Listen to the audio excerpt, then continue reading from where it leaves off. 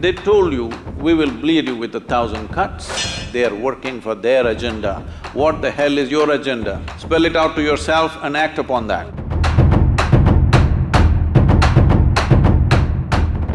When something like Pulwama happens, I think initially we have a lot of outrage against it, and gradually, from being victims, we start feeling guilty or an oppressor.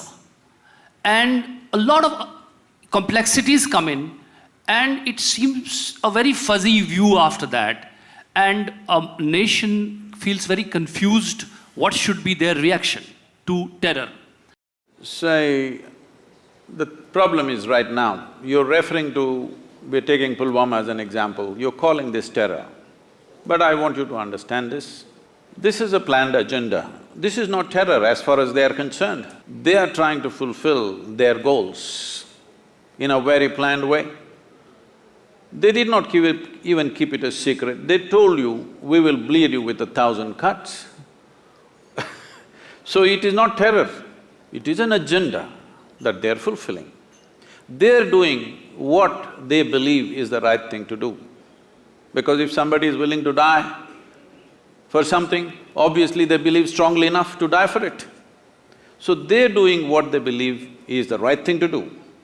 Now, from your standpoint, are you doing the right thing that is good for this nation is something you must decide. There is no need to get excited about this, there is no need to… you just get some satisfaction by labeling somebody a terrorist. I want you to understand, somebody is working, life or death, they are working for their agenda. What the hell is your agenda? Spell it out to yourself and act upon that. What is it? Well, for over a century, we fought for the independence of this nation. To make this nation free, we worked for over a century. A lot of life was sacrificed. Due to lack of vision, we sacrificed many more after we got our independence in the name of partition. Now, with one partition, you have seen 1 million people, over 1 million people dead and over 15 million people crossing borders from both sides, suffering. Human suffering is human suffering for me. It doesn't matter which side it's happened. So people have suffered, and in 70 years, still a whole lot of them are still not even settled on both sides of the border. And how is it that we have such a short sense of memory that we can once again talk of another break? So we must decide this. In my heart is very clear. First one thing is, make it clear to all the Indians what is India and what is not India. Please do this. Don't keep the ambiguity continuing forever. Just 100%, this is our country, this is not our country, let us focus on what we need to do for the well-being of these people, rather than going on endlessly debating, where is the border? How long will you debate?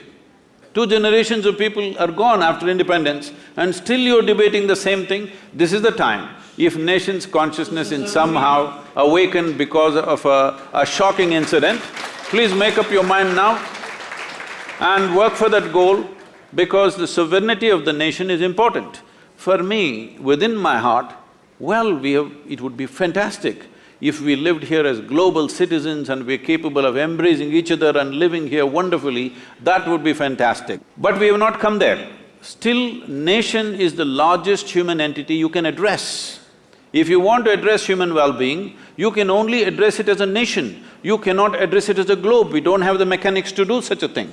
So, this nation, over 1.3 billion people, is a world by itself.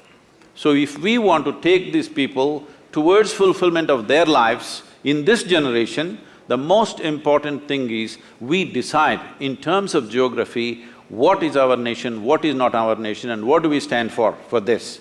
So protecting this is our business and our duty. Unfortunately, if cruel things happen, they happen. It is not our intent. I am not even talking about retribution, revenge, no, this is not our nature. But solution for this nation is important.